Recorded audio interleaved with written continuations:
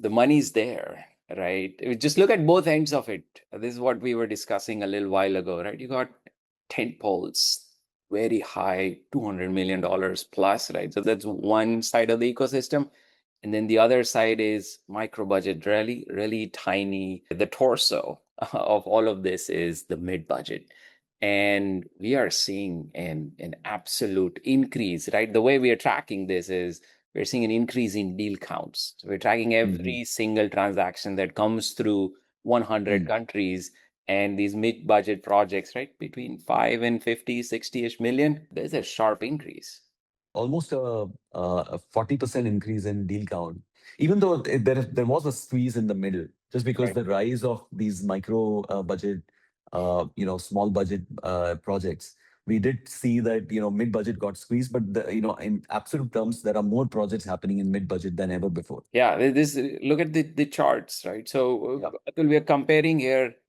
So you got three bars, Yeah. high budget, mid, and low. And then we're comparing 2021, 2022, and 2025 just to see if things are going up or down. Okay, so 21, 22, and 25. Yeah. And then we can actually see that, there's a 26% drop between 25 to the prior years. And then, but if you look at mid-budget, that's increased. But the increase in low budget movies and projects has been so large Yeah. that there is a squeeze actually for mid-budget, even though in absolute terms it's actually risen. Right. And Okay. look through, like, what are the headwinds and tailwinds, Atul, in these mid-budget projects? I mean, everything is not rosy, as we know. There Yeah. is some squeeze. Where are they getting pushed? So I think there are multiple factors, right? I think one aspect, I think in a few countries and markets, right? And I'm counting, India, South Korea, right? As very clearly key markets. There are a few countries where streamers actually were buying big amounts, and that was actually fueling a lot of these projects to come up. But that's actually fallen over the last 2 years. And we are seeing an impact of that just in terms of that becoming a headwind, right? So a lot of folks who typically were hoping that this particular project that they were working on would typically be pinched by some large streamer are having to go back to the drawing board. So that's clearly a headwind. The second headwind, it was also the specialty divisions sort of closing down.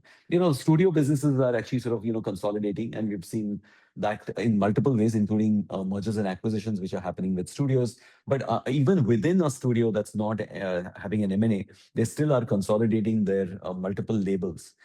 And some of these specialty divisions are actually sort of getting merged with some of the larger entities within that group. Tentpole, that was a massive arms race, right? They're just trying to figure it out. Hey, where do we concentrate our capital?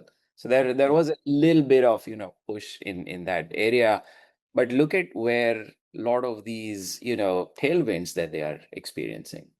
That's right. And I wanted to actually mention about the tentpole, right? We actually saw so many different CEOs, including for large studios, right? Talk about high quality projects, like, right?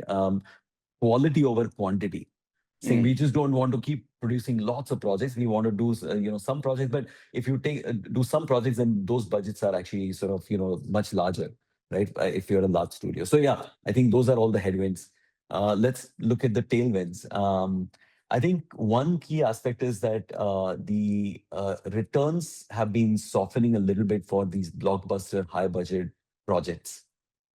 And when that typically happens, right, and we know that the franchise part is getting overused by studios. And that kind of, when those returns are coming, down, they're saying, okay, you know what, maybe I should just do, instead of that one big tentpole project, maybe let me do 3 mid-sized projects. Yeah. And that helps. That helps mid-sized projects. PE. Last time also we talked about a lot of private equities coming in, and they're not just saying, hey, let me sort of help you with the project. I'm going to help you with an entire slate. So private equity is guided by two factors, and they are kind of interrelated, right? Factor number one is returns. Factor number two is greed. So there is an interrelation right there. The interesting thing about private equity is that there is a increasing sort of feeling that, hey, there is a lot of opportunity in the media sector.